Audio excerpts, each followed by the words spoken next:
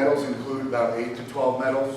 Your volatiles are usually your largest group, because that's sort of the chemicals that are most widely used out there. They're usually between, I'm going to say between 180 and 120. Your semi-volatiles, they're similar to volatiles, but they're a little bit less because those chemicals are more industry specific.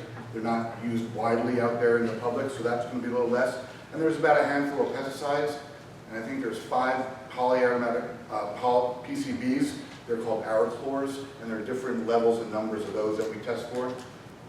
So that's, off the top of my head, a general breakdown of what we sampled. Yeah, Ray, I'm a little bit confused. You say that you couldn't find any evidence of drill cuttings. Yes. And yet, according to Clean Earth, I read it really, there don't be drill cuttings on the site.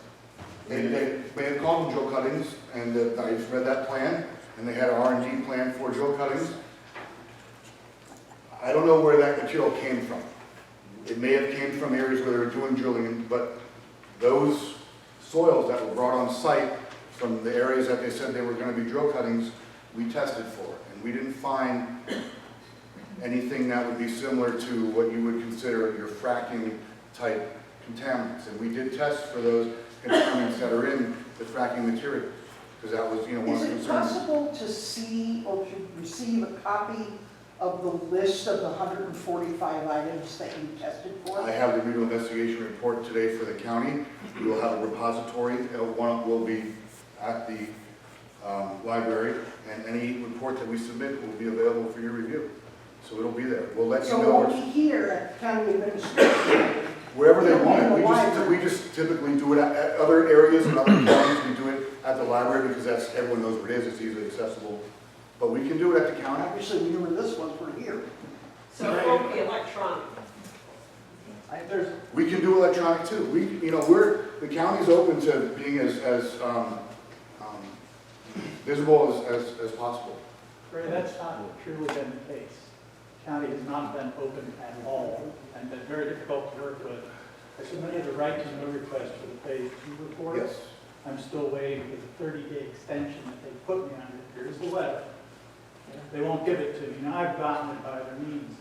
But I'm not trying to be unpleasant, Mr. Wright. I'm not the right to know man. I know They come in by the hundreds, and it does take time for them to. And I believe that phase 2 study is 500 pages long. Yeah, but that's not why. I Over think 18. one of the reasons might have been is because, and I don't know why, but typically what we do is when we do our phase 1 to phase 2 reports, we submit drafts.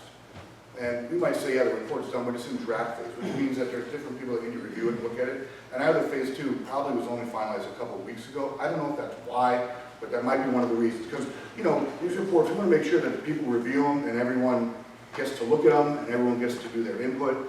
And so there typically takes a couple of weeks for these to be reviewed and approved by everybody. So, but I don't know if the county asked you to alter either the phase 1 draft or the phase 2 draft. No. In any way, shape, or form. Yes, Was Moran ever asked where the soil samples came from? I asked him. I actually spoke with him a couple of days ago. When he talked about the soil samples, he told me that they were not fracking materials. He told me that they were from shallow soil cuttings. As an environmental professional, I took it with a grain of salt, and that's why we sampled those areas. I talked to him a few weeks ago. He actually stopped Clean Earth from depositing material on his site because he wanted to have a more strict sampling regimen. They would test the material before it came on site. He wanted to do more. They said no, so he stopped it. He said he could get me those results. I emailed him. I haven't received them yet.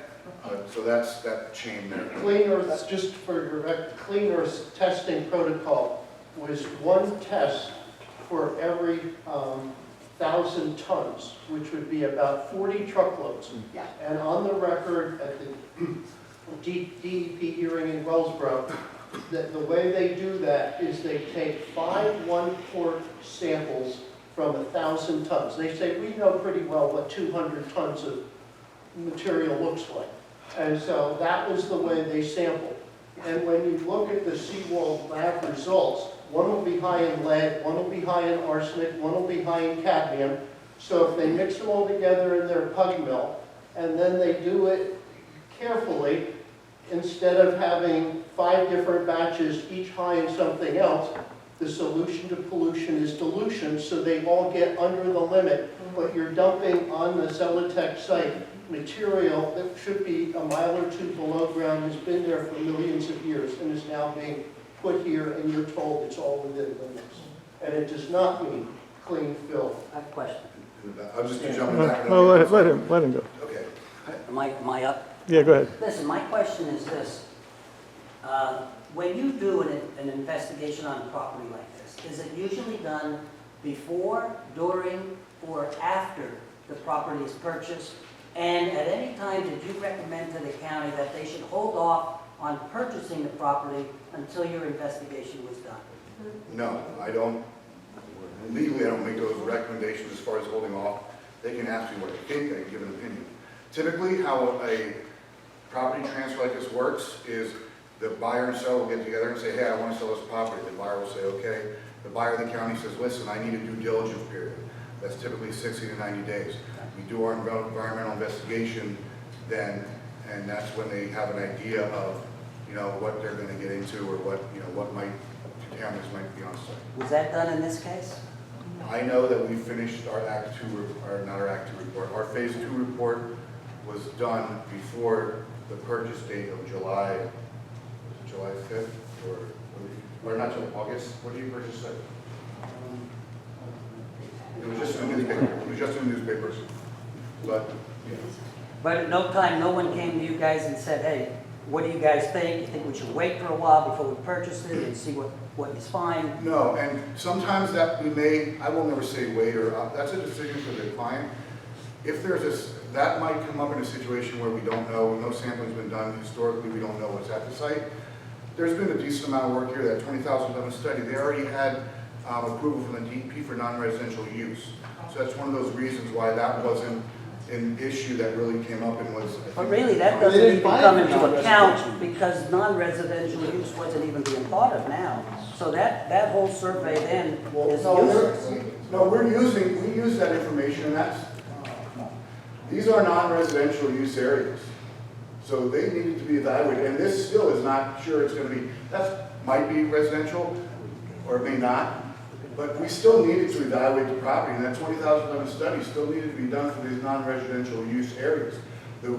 This was the residential use area where the county is going to have the prisons.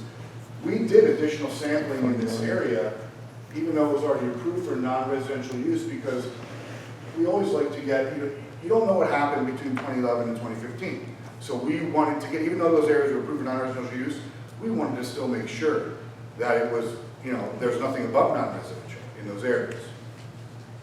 Go ahead, circle back and I'll let you. Where did he come up with the 2-foot thick cap? That's a US EPA mandate. It's an industry standard. It's what the DEP, the Pennsylvania Department of Environmental Protection. And the EPA's website calls for a 10-foot thick cap on residential use, because mostly when you develop residential, you're digging and excavating more than 2 feet to develop something and put a house in. Right. So you're going to dig below that cap, and you're going to be into the contaminated soil. No, we will dig in the contaminated soil here, and when we do that, we will. No, I mean in the future, when somebody goes to develop it for In the residential, future, they'll be if below someone- the cap. If someone wants to use those areas, they can dig in those areas. We need to be notified. There needs to be precautions. There's going to be something in the cleanup plan that says, hey, there's this thickness of cap here. When you get to this depth, you are in, the contaminated area. You need to make sure that you are So- protected, and it needs to be restored to pre-excavation. So you're talking a lot more expensive development than you would typically for a residential on normal ground. A lot of times, we can get pretty creative, especially if you're starting from ground up like this. A lot of that, some of that cap, well, obviously it's going to be the asphalt and the sidewalks and the buildings, but in those areas that are going to be vegetated areas, some of that soil that you're going to bring in soil anyway to build those areas up. So even though we're going to have a 2-foot cap, the addition in those areas may only be a foot. You don't need it additionally to Yeah, be. well, typically they don't let you build on loose fill. Usually you have to go down to virgin soil before you put something like a footer. And I've worked, like I said, I've worked on a lot of these sites. You can't just do nothing if you want. Everyone here wants to be safe. Yeah, we just don't want residential, that's the whole point, that's the. Yeah, but we're meeting the requirements, and we're gonna be protective and make sure everyone's safe. Yes, sir? So all these eggs are going into this capital work basket, and if the cap fails, we're gonna have problems. Now, the way I'm looking at this, you're taking porous stuff and you're putting on more porous stuff. Then you do pouring grade concrete, which is fairly porous. You know, the water table is not just gonna stay down where the water table is. If you have flooding, and it doesn't have to breach the flood wall in order for your water table to come up, if you have a continuous rain, and then you're going to have lighter than water oils underneath the soil that are going to percolate up, and then when it drains away, aren't you just going to destroy the residential certification of the area because the cap would fail? Yeah, let me address that. Typically, a lot of the sites are gonna have asphalt in buildings. Right now, if it rains, there's less asphalt and less buildings, so the rain is getting down and infiltrating into the ground, so the water table is probably higher now. If you put those buildings there, that water's not gonna get in. There's a stormwater ditch, stormwater retention basin we will have here. So more than likely, that groundwater table is gonna subside. This If whole area is a during- floodplain. if there is flooding, like I said, the site's gonna have a stormwater management plan in place to manage any stormwater that is on site during flood times and flood conditions. And those plans have to meet the 150-year stormwater plan. You had mentioned those light oils and petroleum products. We did not identify any of those in our sampling. As I said, we have those 3 metals and the benzoate pyrene and benzo-B fluorine thing. We didn't find any, like your light gasoline type products out there. But even fuel oil 6 is lighter than water. You're right, it is. But we didn't, there's a couple ways that it can exist in the environment. We didn't find any of those compounds that are associated with number 6 fuel oil. We tested for those. Well, yeah, you did. Making all due we respect. like to say, we call them NAPLs or free-phase product. If you get above a certain concentration, you consider that there is, and I'm getting a little technical here. Let me step back. When you have a release into the ground, some of that attaches or sorbs to the soil. It gets attached to the soil, so it's not going to move. It kind of stays in place. If you get enough of a release, you can get actual, where you have actual product. We call it product. It's like liquid in the ground surface. Some of that is more dense than water.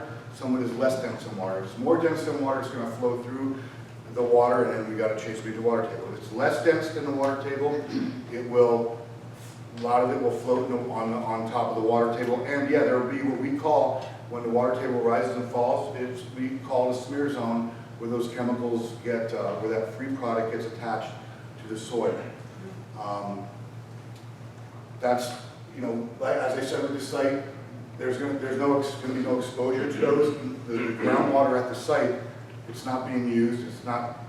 The previous study in 2011 did actual groundwater model. What that is, it's a way that you can mimic actual site conditions or real life conditions.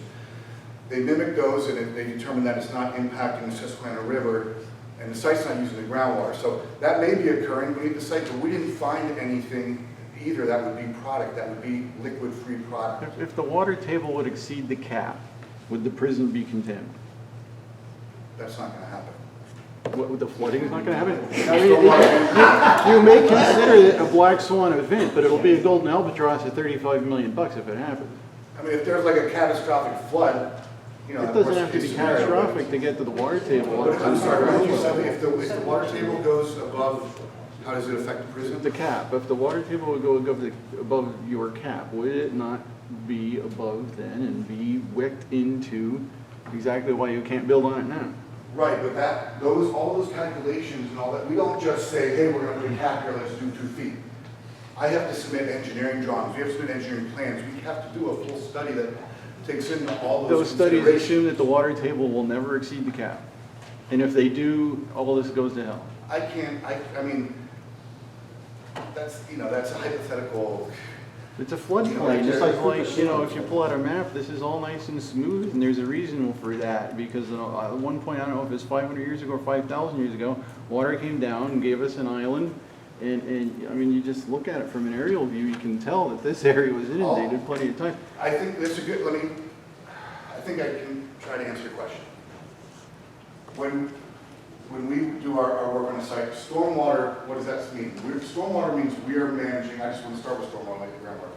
We manage all the water that's going to come on site, through rain, through runoff from other sites. That needs to be managed and maintained on site. That'll be done with this here, with the stormwater basin.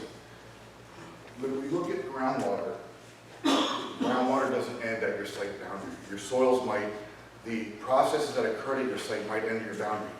There's groundwater all over here. And so we don't address groundwater from a stormwater perspective. It's not addressed the same as it is as the as it is for the site itself. There is, I'm trying to answer your question the best I can. I don't have any evidence that groundwater has, it's been 8 to 12 feet below the ground surface historically. I don't have any evidence that it would be any higher. It's going to drop when we put the cap on site. How were you planning on dealing with the foundations under where the factory used to be that are still there? Are you going to be removing them or just leaving them? They're right there. They're. I don't know. I don't know that right now. I don't know what the planned development is for that. That'll be something when we decide what they want to do with it, then we'll make. Because it was buried demolition debris and basements under there. Some of that's environmental, but a lot of that is engineering, how they're going to. Well, I meant just for future development. You can't dig into an old foundation. You'd have to. Probably don't want to. No. Yeah. Right. Yeah. Something has to be done with it. Right. I'll get you the gentleman behind. Yes. My understanding is that before Westinghouse was there, converting works or dye factory was located there. Has anything been done to check what they might have left on the property? Dyes back in those days were typically your bulk organic compounds. They were your, maybe people heard like, not really that, but your, some trichloroethylene, tetrachloroethylene, those volatile organics were used in dyes. Those were mostly actually done with solvents and cleaning. But we did test for volatile organic compounds, and we didn't find anything. There's a lot. I was thinking today, how can I explain this? And a lot of times, a site can look really nasty. A lot of times it depends on housekeeping. I know they've done stuff here that they shouldn't have in certain places, but a lot of it depends on how they manage those contaminants on site, their housekeeping, and what type of contaminants were used. You can look at a site like this, where a house that looks nasty from the outside, but has had the inside totally redone. You can look at a beautiful house from the outside, and the inside looks like crap, and it's nasty. So, I know perception is a big deal, and the site looked nasty, and it looked horrible, but we sampled in areas where we thought there would be hazards, and we biased towards areas where we thought there would be potential hazards, and most likely for hazards. And as I said, we found those 5 contaminants that were above the active residential, and that's all we found. Yes, So I sir. think back to the drill cuttings again. Now, Kena did state that it dumped 172,000 tonnes of cuttings on 3 different brownfield sites, including this one.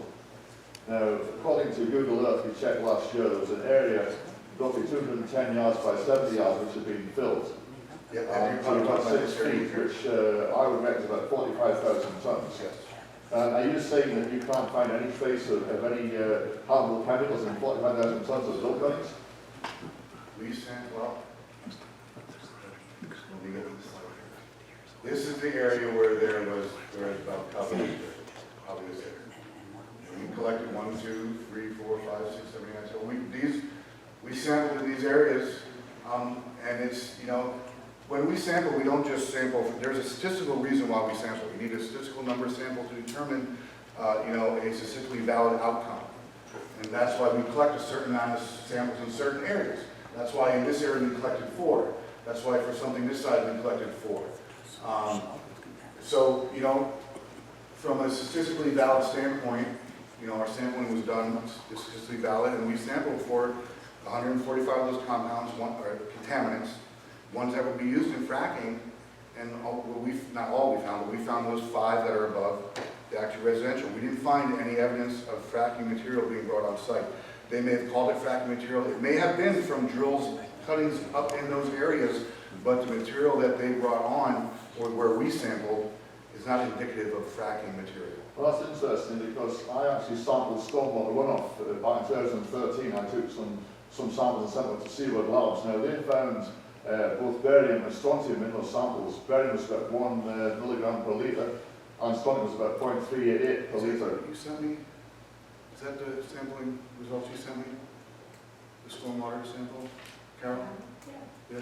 Yeah, this is just something that Carol and I were going back and forth. She sent me some information and I want to say right now, and the DEP has let me know, and you know, samples collected by citizens, those are not valid, considered, you know, the DEP doesn't consider those valid, but we looked at those because we want to just investigate and see what's there. I want to know everything about the site.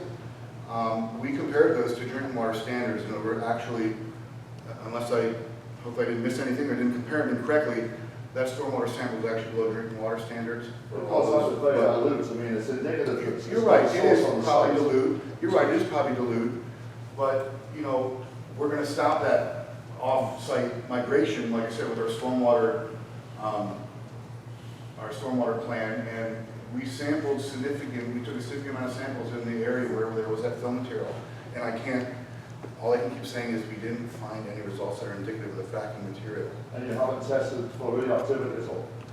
We didn't, and we would have, we didn't because, like I said, I let the data lead, you know, you gotta follow some path when you do an investigation. So, you know, we get this result, well, hey, this leads me to this, and that, because we didn't find any evidence of fracking materials on site which radioactivity is associated with, we didn't believe there was a need to do testing for It radioactivity. would be very hard when the guy can next across the material and see what sort of results you got with it. No? It's very simple to do that. Did you have, I'm sorry, I'm trying to get you again, yes? I have a question for Commissioner Bridey. You knew that this site was purchased by Moran in 2011. You knew what their function ultimately was going to be for that property and what he paid for it and what we as taxpayers are now going to pay for this. Was it ever thought to include in Moran's nice little package deal in terms of the amount of money that this site has cost us, to include in that they would be responsible for the remediation to bring this site up to code? No, we were always, the purchase price was negotiated, and we had an out clause.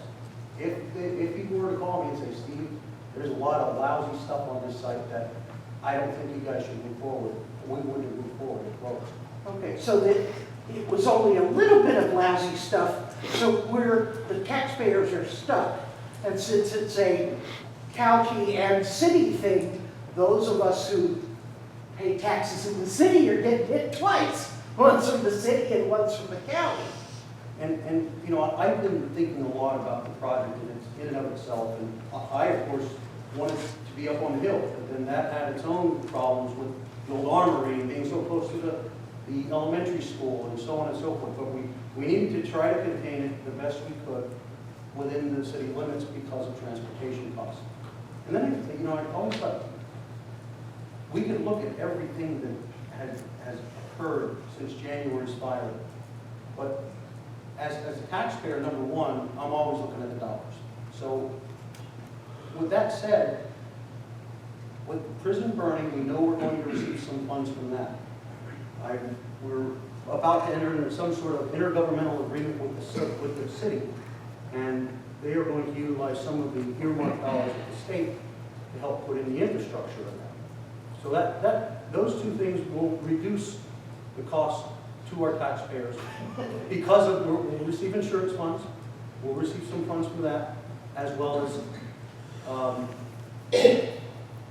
have land available should anything, God forbid, happen to our courthouse. And